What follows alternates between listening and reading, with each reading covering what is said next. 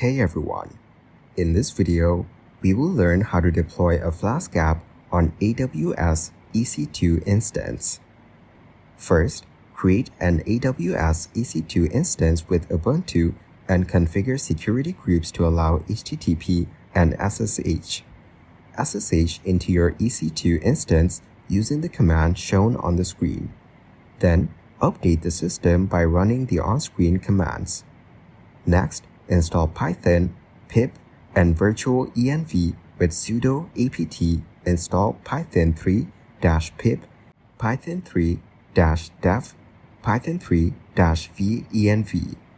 Clone your Flask project from GitHub or transfer files to the EC2 instance using SCP.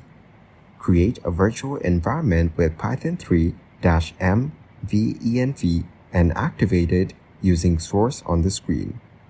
Now install dependencies by running pip install-r requirements.txt inside the virtual environment. Run Unicorn with the code on the screen to serve your Flask app. Finally, access your Flask app by visiting your EC2 public IP in the browser.